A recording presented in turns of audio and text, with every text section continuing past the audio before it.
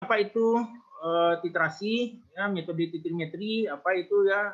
Jadi reaksinya itu harus berlangsung cepat, ya.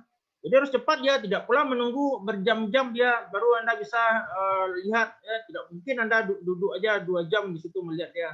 Ya, jadi harus cepat ya, berlangsung dalam waktu detik malah ya. Mana yang itu yang titran, apa itu titik ekivalen, apa itu titik akhir, ya, apa itu indikator. Nah, kemudian ada penggolongan titrasi itu titrimetri, ada yang asidi alkali atau titrasi asam basa atau titrasi netralisasi kita bilang, ada titrasi oksidimetri yang disebut juga titrasi redoks ya, titrasi kompleksometri ya, pengompleksan, dan titrasi pengendapan. Jadi ada 4 golongan besar dari titrasi yang biasa kita pakai. Nah, ini masing-masingnya ya, asam basa, kompleks, redoks, sama pengendapan. Nah, jadi ada 4 syarat reaksi kimia itu harus mengikuti persama reaksi, ya, tidak ada reaksi sampingan. Reaksi pembentukan produk itu berlangsung sempurna, ya. Metode yang tepat untuk menetapkan titik ekivalen indikator. Reaksi yang terlibat harus berlangsung cepat sehingga proses titrasi hanya berlangsung dalam beberapa menit. Titik ekivalen segera diketahui dengan cepat. Oke, Dian Regina. Apa itu titik ekivalen? Titik di mana terjadi kesetaraan reaksi secara stoikiometri antara zat yang dianalisis dan larutan standar, Pak. Nah, apakah sudah tepat itu titik ekivalen? Ada tidak terbalik?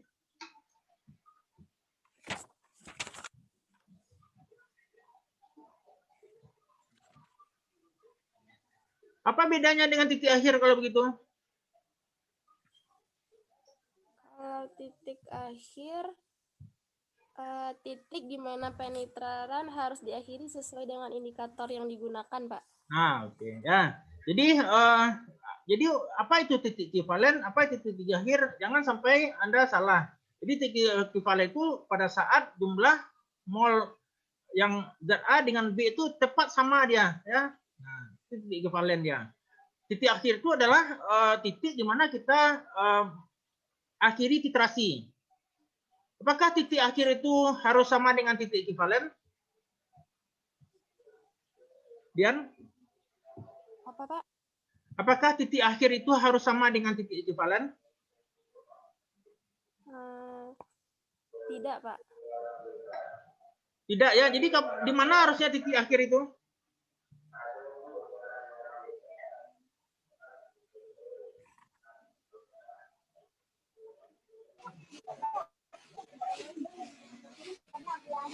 Oke, jadi titik akhir itu boleh ya sebelum titik ekivalen, boleh setelah titik ekivalen, atau pas di titik ekivalen itu. Nah, itu titik akhir. Ya. Ya, dan karena titik akhir itu tidak selalu tepat dengan titik ekivalen, maka kadang terjadi galat. Ya, galat itu artinya ada kesalahan, penyimpangan sedikit. Nah, itu galat namanya. Ya, misalnya kita titrasi asam basa pH 7, ya, indikator yang kita gunakan misalnya penoftalen, berubah warna pada pH 8. Maka kalau di pH 7 mol asam dengan mol basa tepat ya titik ekivalen. Ya, sementara indikatornya belum berubah warna dia. Nah, pas kita teteskan sedikit lagi basa berubah ke pH 8, baru terjadi perubahan indikator dia, ya. Nah, maka titik akhir adalah di pH 8 titik akhirnya. Nah, terjadi galat sedikit, harusnya kita titik ekivalennya di pH 7, ternyata dia kita dapatkan titik akhirnya di pH 8 atau 9. Apalagi nanti kalau misalkan Anda warna merahnya itu telah terlalu pekat ya, udah jadi sirup ya, harusnya kan pink warnanya, sedikit saja. Nah, ternyata Anda kelebihan, nah itu kesalahan titrasinya lebih besar lagi, ya.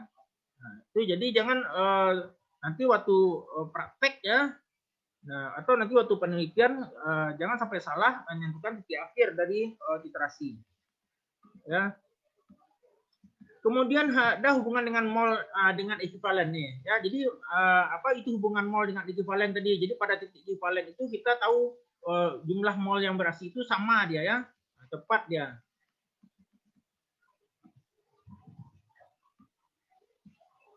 Oke, ini jadi silakan Anda baca nanti ini ya. Nah, Oke, jadi sebelum kita lakukan titrasi, nah kita harus tahu dulu apa gunanya titrasi tadi. Nah, coba kita lihat lagi soal lainnya ya. Si Dian udah tadi, coba sekarang nih Fikih Sekar Setiawati. Coba Fikih. Iya, Pak. Bersih suaranya terdengar dari semua Pak nih ya. Oke, Fikih, apa Iya, guna Pak. titrasi bagi kita?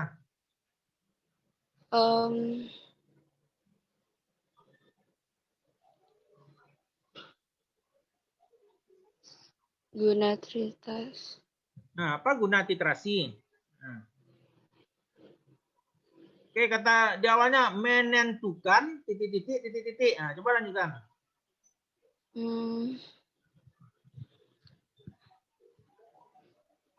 Menentukan apa? Menentukan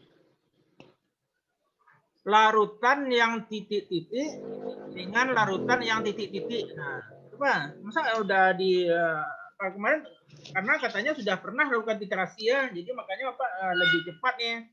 Jadi tahapnya tidak dari dasar kita, tidak dari pemula, tapi dari menengah kita ambil nih intermediate. Ya. Nah, kita langsung tanya jawab. Tapi kalau belum pernah Anda meresek-resek titrasi ya, mungkin dari awal Pak. Sekarang ini pengulangan saja lagi, pemanasan sedikit sebelum kita lanjut asam basah. Oke, jadi itu apa guna titrasi?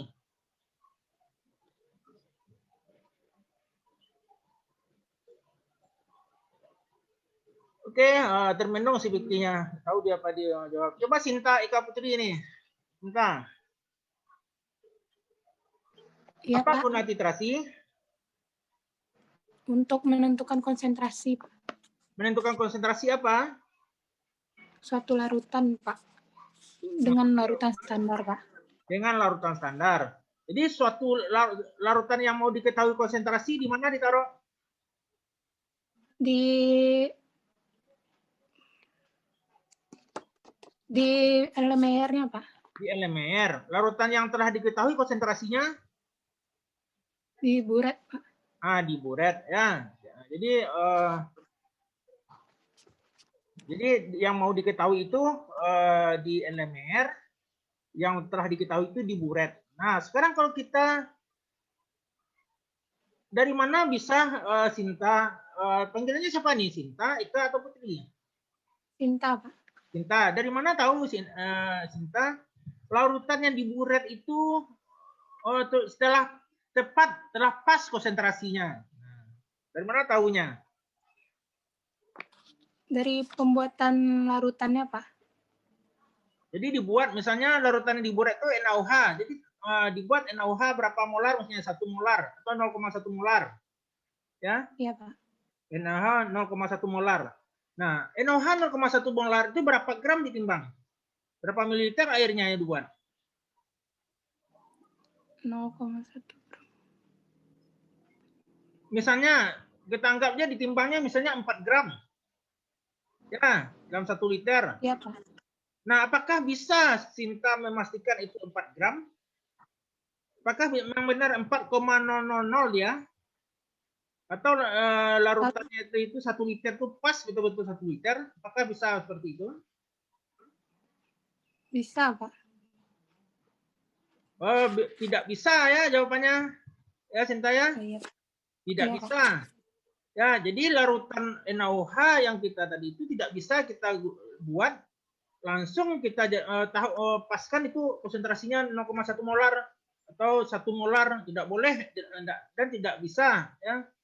Dan bagaimana kita menentukannya apakah itu betul 0,1 molar atau lebih atau kurang?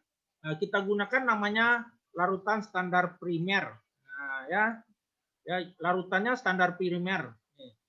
Jadi ada larutan standar dan cara standarisasi. Jadi kita buatlah NaOH tadi, ya kita masuk 0,1 molar kita buat ya, tapi kita belum pasti itu 0,1 molar. Nah, jadi kita gunakanlah larutan standar primer yang ditaruh sekarang larutan standar primernya itu ditaruhnya di LMR. Jadi yang tahu konsentrasinya malah yang di LMR ya. Ya. Jadi kita buatlah larutan standar primer untuk penentuan NaOH tadi. Nah, ini contohnya ya.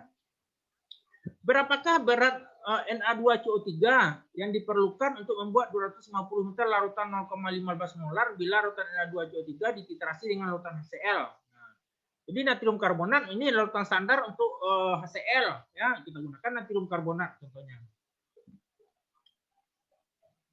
Kemudian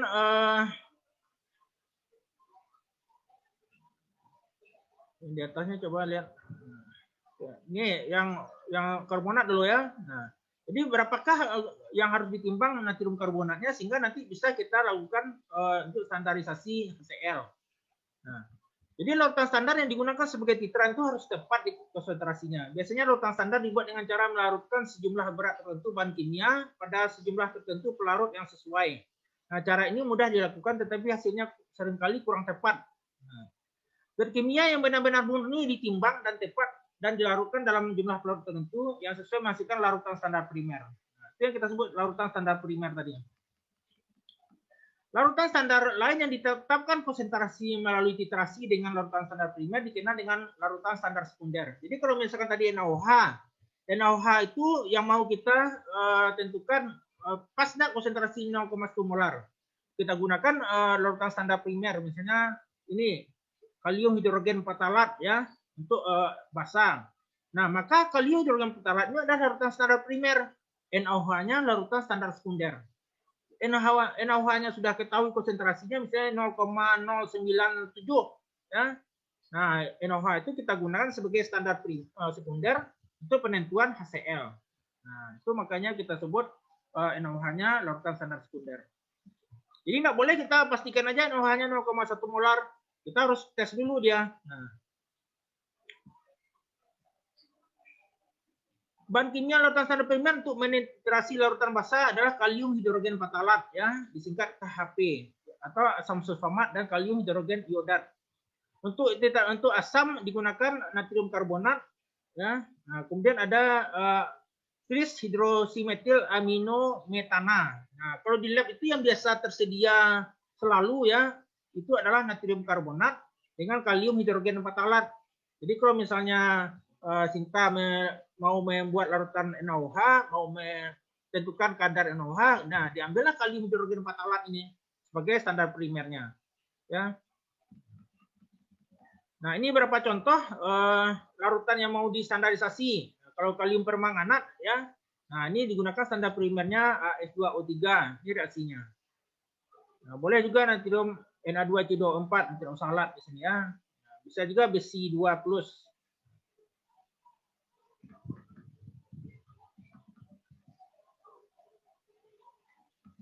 Nah, ini untuk titrasi pengendapan dan kompleksometri. Larutan garam murni digunakan sebagai standar primer. Natrium atau kalium klorida banyak digunakan untuk menstandarisasi larutan perak nitrat. Kalsium karbonat juga digunakan untuk standar primer bagi ETA. Nah, ini jadi larutan titrasi kompleksometri, titrasi pengendapan, ya, titrasi redox tadi di atas. Ya, digunakanlah larutan standar primer namanya. Oke. Sebelum kita masuk titrasi asam basa, ini ada slide presentasi PowerPoint. Lihatkan sebentar ya, biar tuntas untuk pendahuluannya.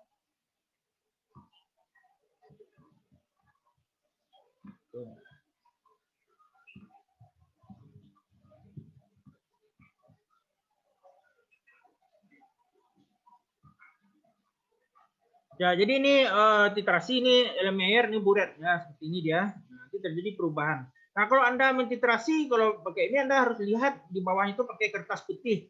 Nah, jadi supaya perubahan warnanya itu nampak dengan jelas ya. Oke, ini tadi sudah kita lakukan. Nah, ini contohnya nih, pakai kertas putih di bawahnya. Jadi warnanya apa? Warnanya pink nih kalau asam basa nih. Anda lihat. Jangan sampai merah pekat ya.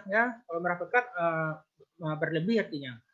Nah, terus juga pada buret ini harus kita pastikan di ujung buret ini, waktu Anda mengisi larutan, tidak ada terperangkap udara di ujung buret ini. Ya. Nah, bagaimana mengeluarkan udaranya? Jadi setelah buretnya diisi penuh, Anda bukalah kerannya, kencangnya, buka full. Ya. Sehingga udara yang ada di ujung buret nah, akan keluar dia. Ya. Nah, setelah itu baru Anda penuhkan lagi. Setelah keluar udaranya pasti tidak ada udara lagi. Anda tutup kerannya. Nah, Anda tambahkanlah larutannya tadi. Ya, misalnya ini NaOH. Kemudian Anda paskanlah di batas 0, misalnya di atas ini 0 ya. Bagaimana cara melihat batasnya? Biasanya dilihat itu adalah kalau larutannya itu bening atau tidak berwarna ya. Maka yang dilihat itu adalah batas meniskusnya ini, lingkungan bawahnya ini. Nah, lingkungan bawah. Itu yang kita paskan dengan angka di sini, misalnya terbaca angka 0 ya. Nah, atau angka 5 mili. Begitu juga setelah titrasinya selesai. Anda lihat tuh lingkungan bawahnya ini, jangan ujung di atas yang nempel di atas dindingnya buretnya ya, di bawahnya. Nah, kalau larutannya berwarna tentu tidak nampak di bawahnya, maka kita baca yang di atas ini. Nah, begitu juga waktu titrasi selesai kita baca di atas juga. Jangan Anda membacanya pas mau titrasi dibaca di atas, setelah titrasi dibaca di bawah. Nah, itu berlebih dia larutannya terbacanya ya. Jangan seperti itu ya. Nah, titik ekivalen adalah ini tadi ya, titik ekivalen itu jumlah regen yang ditambahkan tepat sama. Nah, kemudian titik akhir volume di mana perubahan warna indikator nampak oleh pengamat. Titik ekivalen titik akhir tidaklah sama. Oke.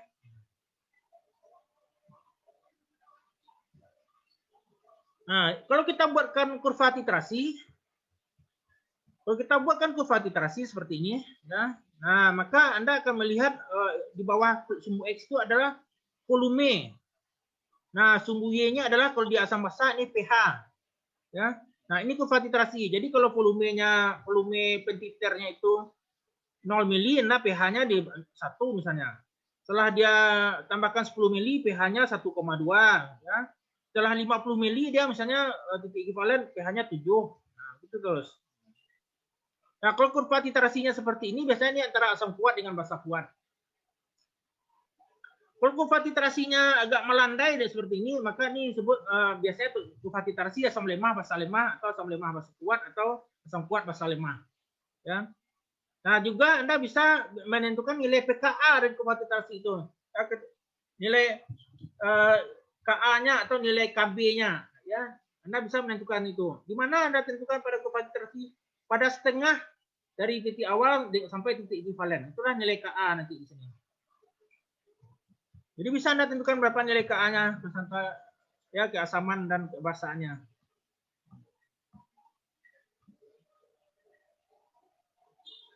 Nah, kemudian metode trimetri itu tergantung pada larutan standar. Nah, juga diperlukan satu larutan standar primer, yaitu zat yang tersedia dengan dalam komposisi kimia yang jelas. Garam terhidrat tidak baik untuk larutan standar primer. Berat ekivalennya sebaiknya besar untuk menghindarkan kesalahan akibat penimbangan. Nah, itu untuk standar primer ya. Jadi tidak boleh zat yang mudah terhidrat atau menyerap air, itu tidak boleh. Jadi larutan standar primer itu harus bebas air dia, dan biasanya kering dan disimpan di dalam desikator biasanya ya. Jadi tidak boleh dipaparkan di udara terbuka. Nah, biasanya yang digunakan untuk larutan standar primer tadi untuk basa biasanya kalium hidrogen patalat. Nah, untuk asam biasanya natrium karbonat. Nah, ini coba dilihat ya. Suatu sampel natrium karbonat murni Na2CO3 dengan bobot 0,3542 gram dilarutkan dalam air dan dititrasi dengan suatu larutan asam klorida. Diperlukan sebanyak 30,23 ml untuk mencapai titik akhir gigametil dengan reaksi. Nah, hitunglah normalitas asam itu. Nah, ini caranya. Jadi bagaimana caranya? Anda timbang natrium karbonat tadi. Nanti habis dalam 10 menit, nanti kita lanjut ya. Kalau nanti berhenti dia. Jadi Anda timbang 0,3542 gram misalnya. Jadi berapapun yang tertimbang harus Anda catat. Ya, mungkin 0,357 dan 0,40 Anda catat saja. Kemudian Anda titrasi dengan asam. Ternyata diperlukan volume asamnya 30,23 mili. Anda gunakan indikatornya metil jingga. Ya. Nah, ini bersama reaksinya. Hitunglah normalitas asam itu. Nah, artinya Anda menggunakan natrium karbonat sebagai standar primer untuk menentukan konsentrasi HCl. Soal yang kedua, hitunglah berapa gram Na2CO3 murni yang diperlukan untuk membuat 250 ml larutan 0,150 normal. Nah, natrium karbonat itu dititrasi dengan HCl menurut persamaan ini. Ya, nah ada dua contoh soal. Yang pertama ini menentukan kadar HCl-nya. Yang kedua untuk menghitung berapa gram yang dibutuhkan. Ya, kita lihat jawabannya. Oke, silakan dicatat ya. Kalau tidak sempat mencatat, boleh Anda print screen ya di HP atau di laptopnya. Ya, karena kita waktunya tidak banyak. Nanti kalau ada soal nanti dari ada kuis, nah, terpaksa nanti Anda harus kerjakan ya, kuisnya. Nah, jadi ini yang pertama nih. Ya, yang pertama itu ada dua cara. Yang pertama itu dengan menggunakan mol pada titik ekuivalen. Nah, jadi mol HCl, milimol HCl ya, kalau dia ada milimol, dikali dengan sama dengan 2 kali mol Na2CO3 berdasarkan persamaan reaksi ini ya. Jadi mol HCl itu adalah 2 kali mol Na2CO3. Nah, jangan sampai terbalik ya.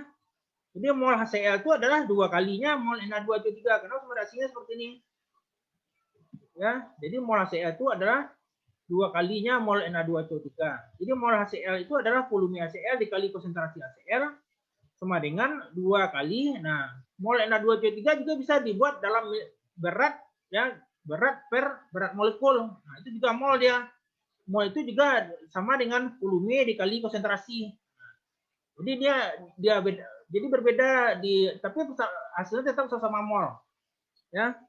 Jadi mol HCl itu dihitung dari volume dikali konsentrasi, mol natrium karbonat dihitung dari berat dibagi dengan berat molekulnya. Nah, berapakah konsentrasi HCl diperoleh?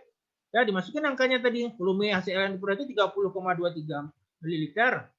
Ya, berat Na2CO3 yang ditimbang 354,2 gram, berat molekulnya 106. Nah, dikali 2 di sini.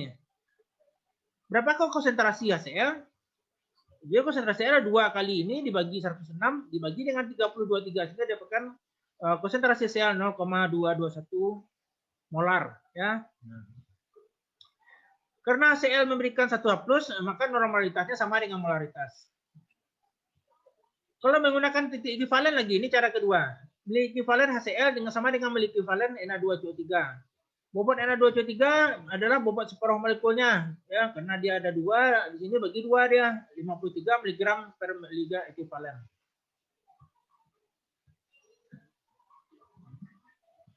Nah, jadi volume HCl kali normalitas HCl, miligram Na2CO3 per BE Na2CO3.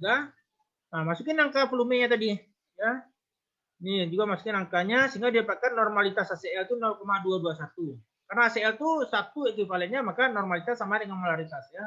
Ini sama 0,221 molar. Nah, ini untuk yang kedua, tiap Na2CO3 bereaksi dengan 2H+.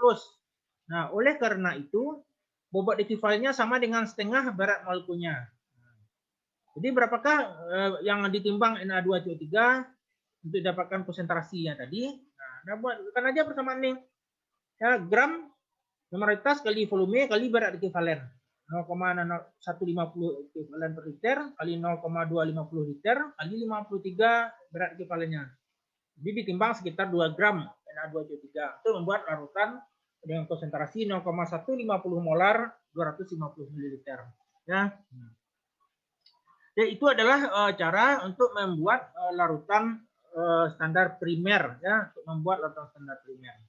Oke, mudah-mudahan bisa dipahami perhitungan-perhitungan tadi. Mungkin Bapak akan coba taruh juga nanti video pembelajaran kita ini di YouTube kalau Anda mau mengakses ulang nanti ya. Ini kan selesai kita kuliah ini biasanya dia ada videonya nih di save-nya. Nanti bisa kita taruh di YouTube. Nanti kalau ada yang masih ragu nanti bisa mengulang nontonnya. Oke. Selanjutnya kita lihat metode titrimetri ya. Nah, secara garis besar ini dapat dibagi 4. Nah, jadi yang tadi ya, asam basa, redox, kemudian pengendapan, kemudian kompleksometri. Nah, untuk hari ini kita selesaikan materi titrasi netralisasi atau asam basa.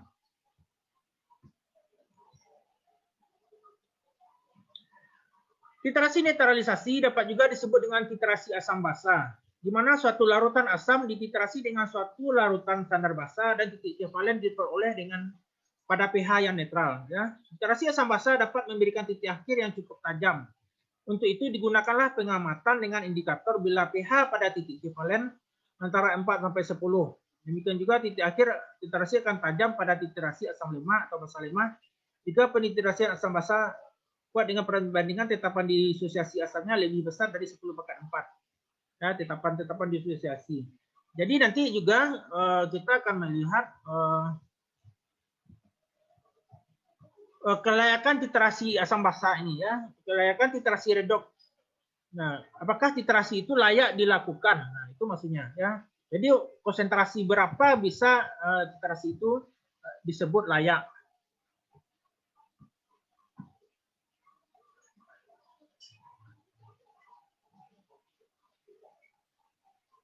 Dalam menguji suatu titrasi untuk menetapkan apakah reaksi itu dapat digunakan untuk suatu titrasi, pembuatan suatu kurva titrasi akan membantu pemahaman.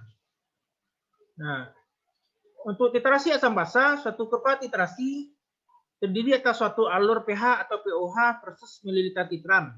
Kurva semacam itu membantu dalam mempertimbangkan kelayakan suatu titrasi dan dalam memilih indikator yang tepat. Nah, pada kurva tersebut dapat diamati perubahan terhadap pH, baik sebelum maupun sesudah titik ekivalen dengan hanya sedikit penambahan volume titran.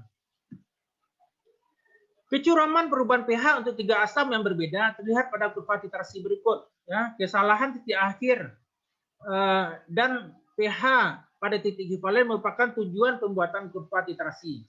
Nah, kurva ini dapat dimodifikasi dengan menggunakan pelarut bukan air. Jadi kalau Anda lihat nih kurva titrasi asam basa ya. Jadi kalau dia nilai K-nya ya, tetapannya titrasinya itu jika K-nya 10/14, nah, maka dari bawah ini dia ya. Nah, ini dia ya. Nah, kalau dia nilai pKa-nya 5, nah, maka dia seperti ini dia kurva titrasinya. Nah, kalau dia nilai pKa-nya 9, maka seperti ini dia kurva titrasinya. Oke. Nah, kalau dari gambar ini, nah menurut Anda yang mana kurva titrasi yang dianggap layak ini ya? Dari gambar ini.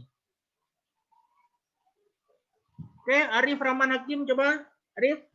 Ini 1 menit lagi menjelang kita tutup. Ini menurut Arif yang mana layak dari kurva ini bisa kita gunakan untuk titrasi?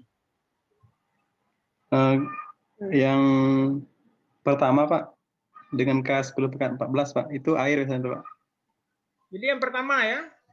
Yang kedua Iya, yang pKa-nya 5. Itu asam lemah harusnya Pak. Ya, apakah ini layak titrasinya? Tidak Pak, menurut Arif tidak Pak. Tidak layak. Karena ya ekivalennya tidak pas juga Pak. Nah, kalau dia tidak layak berarti tidak ada titrasi asam lemah basa lemah artinya atau asam lemah basa kuat. Nah, kalau yang terakhir yang pKa-nya 9 nih, apakah layak titrasinya?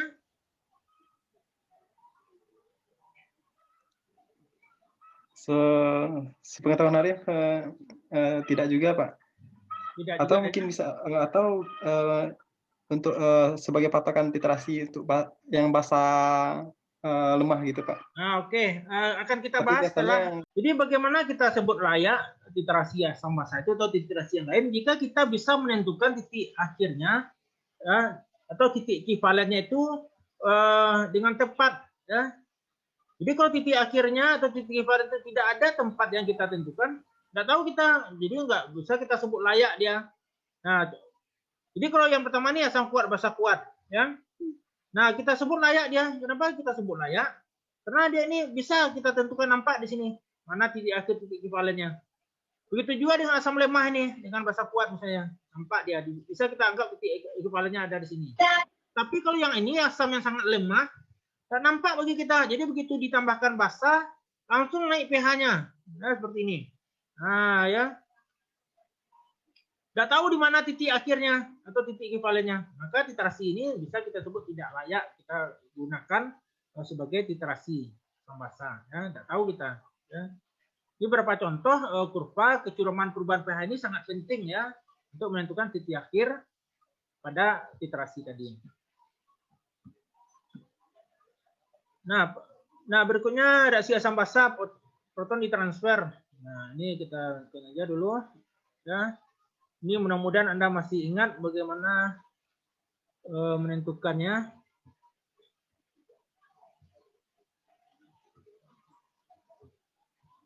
Dan nilai KA itu ya, nilai KA, nilai KB, nilai KW, ya. Jadi KA itu adalah H plus kali amin konsentrasi bagi dengan konsentrasi A-nya tadi. KB OH min kali konsentrasi HB dibagi dengan konsentrasi B min. Nah, KW itu adalah konsentrasi dari H plus dikali dengan OH min. Nah, itu KW. Kita perkecil ini dulu ya. Maka mungkin untuk menyatakan H plus dalam persamaan yang mengandung suku Ka, Kb, dan Kw. Nah, untuk kombinasi berbagai tipe asam kuat dan lemah serta basa.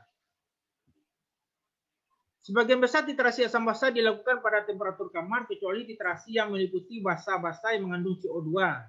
Temperatur yang mempengaruhi titrasi asam basa, pH, dan perubahan warna indikator tergantung secara tidak langsung pada temperatur. Ka akan bertambah besar dengan kenaikan temperatur sampai suatu batas tertentu. Kemudian akan turun kembali pada kenaikan yang lebih lanjut. Oke, kita lanjut dulu. Nah, berikut adalah titrasi asam kuat dengan basa kuat. Ya. Asam dan basa kuat itu terdisosiasi secara lengkap dalam larutan air. Jadi pada pH pada berbagai titik selama suatu titrasi dapat dihitung langsung dari kuantitas stoikiometri asam dan basa yang telah dibiarkan bereaksi. Pada titik kesetaraan pH ditetapkan oleh jauhnya air itu berdisosiasi. Jadi pada pH 25 derajat Celcius pH air murni adalah 7. Contoh, larutan HCl 0,1 molar sebanyak 50 ml dititrasi dengan NaOH 0,1 molar. Hitunglah pH pada awal titrasi dan setelah penambahan 10, 20, seterusnya sampai 70 ml titran. Nah, lukiskanlah perubahan tersebut dengan kurva titrasi yang sesuai. Jadi ini soalnya ya. Jadi HCl 0,1 molar dititrasi dengan NaOH sama-sama 0,1 molar. Volume HCl-nya 50 ml itu dalam buret, dalam elemer. Kemudian volume NaOH-nya 10, 20 ini dalam buret.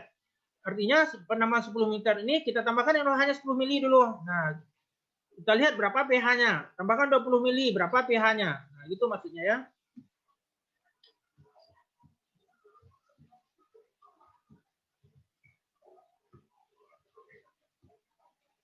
Nah, pada pH awal ini HCl itu ada asam kuat, maka dia terdisosiasi dengan lengkap ya, terurai sempurna dia. Maka pH-nya adalah minus log konsentrasi H+. Jadi HCl itu 0,1 molar ya, maka minus log 0,1, pH-nya 1. Nah, jadi pH awalnya itu 1. Artinya sebelum ditambahkan NaOH 0 ml NaOH. 1 dia. Kemudian B, pH setelah penambahan 10 ml NaOH. Ya. Konsentrasi H+.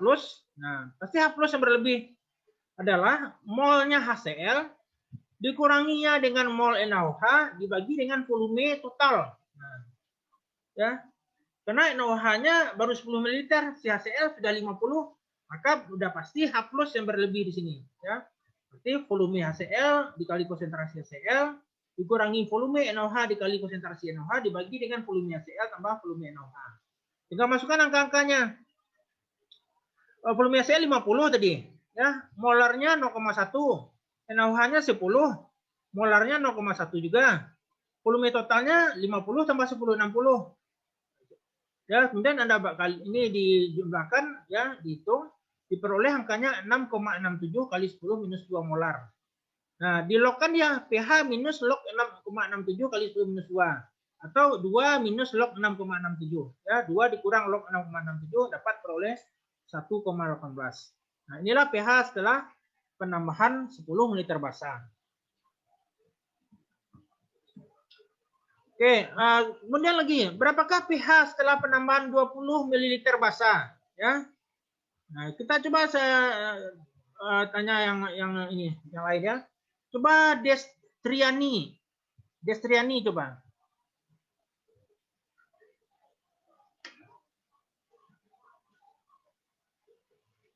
Destriani coba hidupkan mikrofon sama kameranya.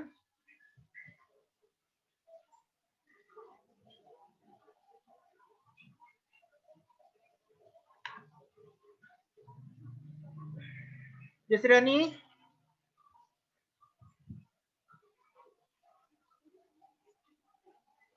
Kalau tidak ada, sebasa saya silang ya. Firia Afra. Iya, Pak. Nah, hidupkan kameranya juga. Firia. Iya, Pak. Soal yang berikutnya, penambahan 20 ml basa. Nah, berapa pH-nya? Coba dihitung. Nah, ya, Apa ya? Apa aja yang diperlukan? yang volume NaOH-nya jadi 20 ml, Pak. Nah, jadi coba, jadi 50 dikali 0,1 dikurang. Kurang 10 Dikurang berapa? Sebutkan aja angkanya. dikurang 1, Pak. Dikurang berapa? 10 kali 0,1. Kenapa masih 10? 10 kali 0,1, 1, Pak. Tapi 20 ml tadi. Oh iya, maaf Pak, 20 di 5 dikurang 2 ditambah 70, Pak. Dibagi 70. Nah, ya 5 kurang 2 dibagi 70. Nah, berapa angkanya itu? 10, Pak. 3 dibagi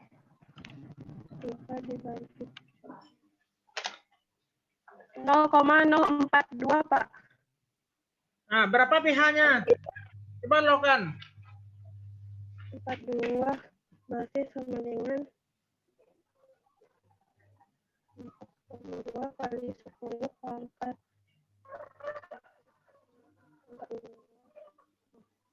2 dikurang 2 4,2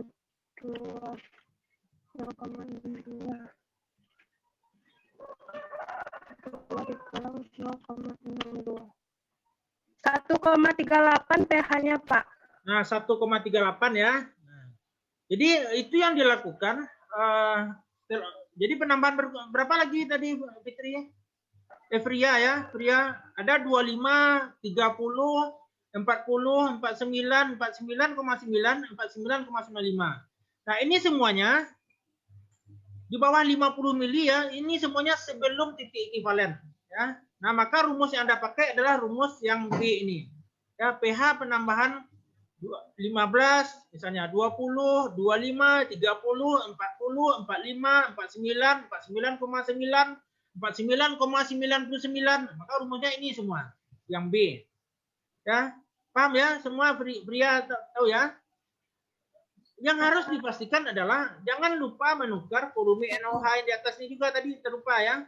Jadi kalau kita gunakan 40 ml basah, maka 50 kali 0,1 dikurang 40 kali 0,1. Berarti 5 dikurang 4 molnya dibagi dengan 90. Nah, ya nanti dilohkan dia. Dapat pH-nya misalnya 6,5 atau 6,7 ya. Nah, itu kita catat. Jadi penambahan NaOH pH-nya. Jadi penambahan NaOH itu pada sumbu X, pH yang diperoleh itu pada sumbu Y. Ya, jadi ini harus dibuatkan kurva titrasi nanti. Itu adalah sebelum penambahan NaOH.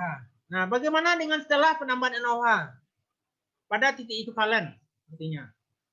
Jadi pada penambahan NaOH titik ekivalen itu jumlah molnya sama. Nah, untuk asam kuat basa kuat kita tidak perlu repot-repot menghitung, ya, tidak perlu repot-repot menghitung. Kenapa? Karena asam kuat dan basa kuat itu sudah ditakdirkan dia pH-nya 7. Ya. Jadi tidak perlu Anda repot-repot menghitung lagi. Langsung aja pH titik ekivalen asam kuat basa kuat pH-nya 7. Nah. Kenapa? Karena nilai H+ dan OH- itu sama 10 / -7. H- juga 10 / -7. Ya, maka pH-nya itu 7 dia.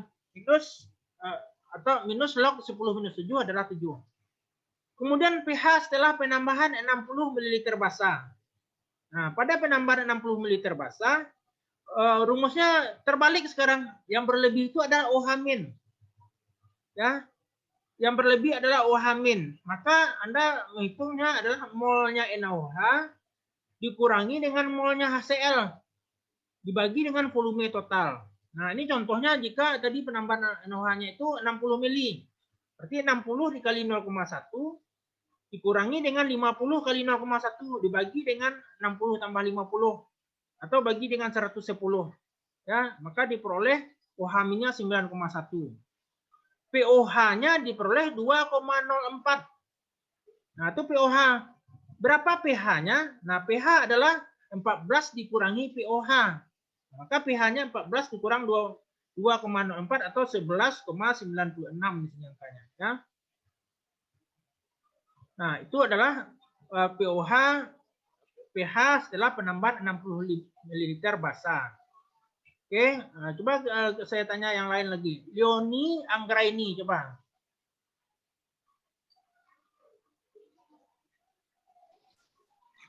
Ya, Pak.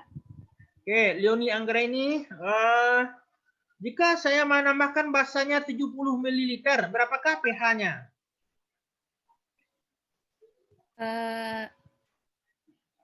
Diganti berarti VNaOH-nya, Pak. 70 ml, Pak. Oke, silakan sebutkan angkanya, coba. 7 70. dikurang 5. Nah, 7 kurang 5 bagi? 7 kurang 5 dibagi 120, Pak. Nah, bagi 120. Nah, oke, berapa dapatnya itu? Coba hitung langsung. Bentar, Pak.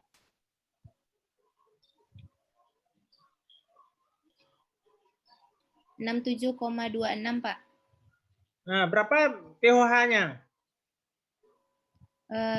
Berarti POH-nya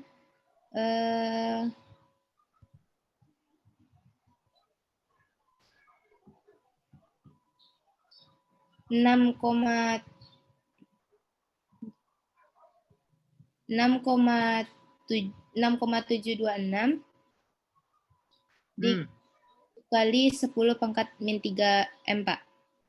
Ya, berapa itu? Kalikanlah.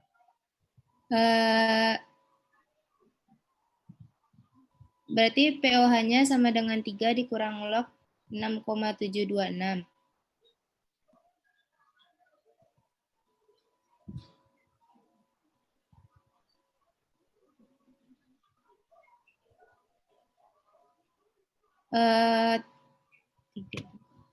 Bentar, Pak. Ya.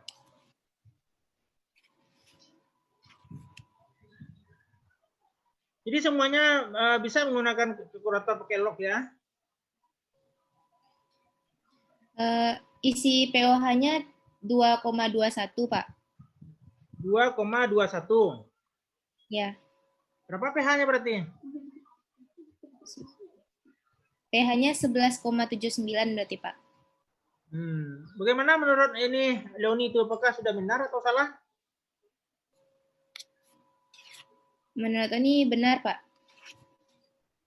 Benar ya.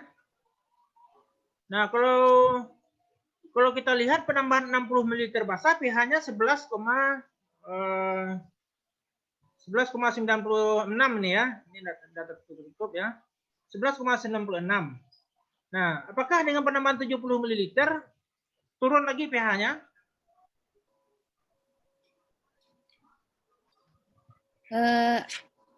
pH iya, Pak. Karena berarti basanya lebih banyak di dalam suatu larutan itu, Pak. Iya, harusnya pH-nya lebih besar atau lebih kecil dari setelah 60 ml ini? Setelah nih yang dari 60 liter, kalau penambahannya ditambah jadi 70 ml, pH-nya berarti berkurang, Pak. Berkurang, berarti salah itu ya, Leonie ya. Jadi harusnya pH-nya bertambah. Harusnya lebih dari 11,96. Mungkin pH-nya udah 12, berapa pH-nya. Jadi Anda harus perhatikan, jangan sampai salah menghitung. Jadi kalau kita banyak NaOH ditambahkan, maka dia semakin pH-nya semakin naik dia. Ya. Jadi bukan bertambah kecil pH-nya, malah setelah ditambahkan basah berlebih. Jadi penambahan 60 ml basah, pH-nya 11,96. Penambahan 70 ml pH-nya bisa jadi udah 12 ini, ya. Sudah 12 pH-nya. Jadi semuanya harus bisa memastikan angkanya jangan sampai salah. Ada yang benar dapatnya selain ini? Ada yang 12 lebih, nah, yang bisa menghitung tadi yang lain? Ada, Pak. 12,23, Pak. 12,23. 23. Nah, ya jadi harus pasti pH-nya itu naik dia. Sehingga kalau kita masukkan ke kurva titrasi seperti ini, jadi semua angka tadi kita catat. Jadi kalau biasanya kalau ujian kimia analitik 1 ini untuk titrasi, Anda harus menyediakan kertas grafik ya. Bahwa kertas grafik itu bikin kurva seperti ini. Itu juga waktu praktikum. Jadi pada 0 ml NaOH tadi pH-nya 1. Nah, 10 ml NaOH pH-nya 1, berapa tadi? 1,18.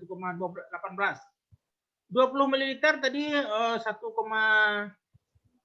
berapa pH-nya? Udah hampir 2 tadi ya. Nah, 1,8 berapa? Itu juga 25, 30, nah 40, 49. Nah, pas 50 tadi pH-nya 7. Di 60 pH-nya 11,9 tadi. Nah, di 70 pH-nya naik lagi 12,3 tadi temannya dapat ya. Jadi kurva titrasinya seperti ini dia ya. Tidak mungkin kurva titrasinya udah naik turun lagi ke sini ya. Nah, berarti ada yang salah tuh. Dia Anda harus memastikan angka Anda itu kalau dimasukkan ke kurva titrasi seperti huruf S ini hasilnya ya. Nah, inilah kurva titrasi yang benar untuk asam kuat versus basa kuat. Oke. Kita lihat berikutnya. Titrasi antara asam lemah dengan basa kuat. Nah, ya, asam lemah dengan basa kuat. Kita lihat sebentar lagi ya, mungkin sampai jam 10 menit lagi lah kita kuliah. Itu kita lanjutkan hari Senin depan lagi. Nanti untuk kuis nanti Pak kasih ya kuisnya setelah kita kuliah ini nanti Anda coba kerjakan dan di submit nanti. Ya. Nah, suatu larutan asam lemah, asam lemah dengan basa kuat. Jadi titrasi asam lemah atau basa lemah itu akan lebih susah rumus yang digunakan karena kita harus menghitung nilai Ka dan perubahan-perubahan yang terjadi karena asam lemah yang kita tambahkan tadi. Ya. Sebagai contoh di sini asam benzoat Hb dengan nilai Ka 1 kali 10 minus 5, konsentrasinya 0,1 molar. Nah, apakah pH-nya 1? Tidak ya, pH-nya tidak sama dengan 1. Walaupun konsentrasi 0,1 karena ada nilai Ka yang mempengaruhi di sini. Kemudian dititrasi dengan NaOH 0,1 molar. Nah, ini titrasinya basa kuat. Nah, jadi tidak ada nilai Kb-nya bisa kita abaikan. Hitunglah pH pada awal titrasi ya, berarti 0 mili NaOH dan penambahan 10, 20 sama seperti tadi. Nah, lukiskanlah perubahan tersebut dengan kurva titrasi yang sesuai. Oke, kita lihat. pH awal. Jadi sebelum penambahan basa, Hb asam benzoat itu terdisosiasi dengan lemah ya. Menghasilkan 1 B- dengan 1 H+. Nah, dalam H3O+ ya, dalam disosiasi itu jadi asam lemah itu dia terdisosiasi dalam air menjadi H3O+ ditambah B- ini ya. Nah, konsentrasi H+ ini hampir sama dia dengan B- ya. Dan konsentrasi asamnya tadi kita lihat 0,1. Karena dia terdisosiasi dengan lemah di dalam air, maka Hb itu konsentrasi asamnya itu kurang lagi dari 0,1 artinya. Karena dia ada yang berubah menjadi H+, ada yang berubah menjadi B- dia. Ya. Oke, kita lihat lanjutkan dulu ya. Maka konsentrasi Hb itu adalah 0,1 molar dikurangi dengan konsentrasi sebagai asam. Ya, jadi karena asamnya terdisosiasi dengan lemah itu sedikit, nah maka kita anggap dia hampir-hampir lah masih 0,1 Hb-nya tadi. Nah, kalau kita buat dalam persamaan nilai Ka keseimbangan sebagai asamnya itu Ka adalah H3O+ dikali B- dibagi dengan Hb ya. Jadi Ka itu adalah H3O+ dikali dengan konsentrasi B- dibagi dengan konsentrasi Hb ya. H2O-nya tidak masuk di sini ya. Ya, jadi kemudian kita masukkan nilai Ka tadi diketahui 10 minus 5. H3O+ sama dengan B- ya. Nah, kita anggap kuadrat dia berarti. Bagi dengan konsentrasi Hb 0,10. Nah, H3O+ itu sama dengan B- berarti sama dengan H+ ya, H3O+ adalah akar dari 10 pangkat minus 5 dikali 0,1. Berarti akar dari 10 minus 6 adalah 10 minus 3. Berarti pH-nya adalah 3. Ya, jadi ternyata asam benzoat dengan nilai Ka-nya 0,5, 10 pangkat minus 5, dia mempunyai nilai pH-nya 3. Jadi awal titrasi pH-nya 3. Kalau asam kuat tadi awal titrasi pH-nya 1 ya. Terus kita lanjutkan lagi pada penambahan 10 ml basa ya. Nah, rumus yang sama tetap kita pakai. Ya, jadi Ka H3O+, B minusnya adalah mol NaOH ya. VNOH kali MnOH dibagi dengan VNOH ditambah V asam. Jadi mol NaOH B minus tetap kita pakai ini, jadi mol NaOH dibagi dengan volume total. Dibagi dengan konsentrasi Hb asam benzoat. Konsentrasi asam benzoat itu adalah molnya asam benzoat dibagi dengan volume dikurangi dengan molnya NaOH dibagi dengan volume total. Nah, ini rumusnya coba Anda perhatikan ya. Jadi Ka H3+ menggantikan ini atau H+, B minus itu adalah mol NaOH dibagi volume total, Hb itu adalah mol asam dikurangi mol basa dibagi dengan volume total. Nah, rumus yang mirip dengan rumus asam basa, tapi asam basa dia adalah mol asam yang berlebih dibagi dengan volume total. Ini saja dia yang kita pakai. Itu H+-nya. Ya. Mol asam yang berlebih dibagi dengan volume total. Tapi di asam lemah dengan basa kuat, kita pakai rumusnya seperti ini. Ya. Rumusnya agak lebih sukar sedikit ya, susah sedikit. Oke, kita lanjutkan. Masukin harga Ka-nya tadi. Masukin harga mol basa. Volumenya total 60. Mol asam yang berlebih 4 bagi dengan volume total. Maka kita perolehlah H+-nya itu 4 kali 10 minus 5.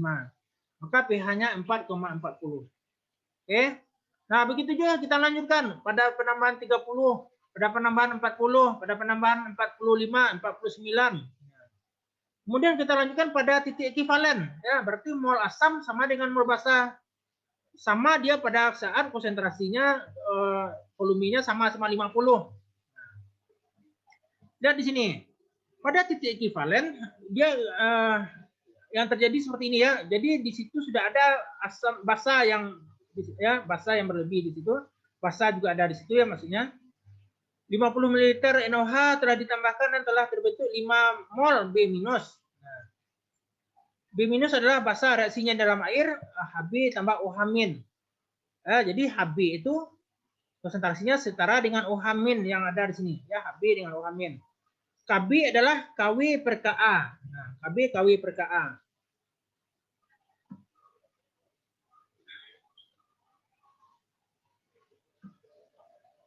Nah, Kb itu adalah Hb kali OH min dibagi dengan konsentrasi B minus. Nah, sama dengan yang tadi ya. Berarti Kb-nya 10 minus 9. Dari mana Kb 10 minus 9? Ini adalah dari sini 10 pangkat minus 14 bagi dengan 10 pangkat minus 5 tadi ya. Nah, ya 10 pangkat 4 bagi 10 pangkat minus 5 didapatkan 10 pangkat minus 9 untuk Kb-nya.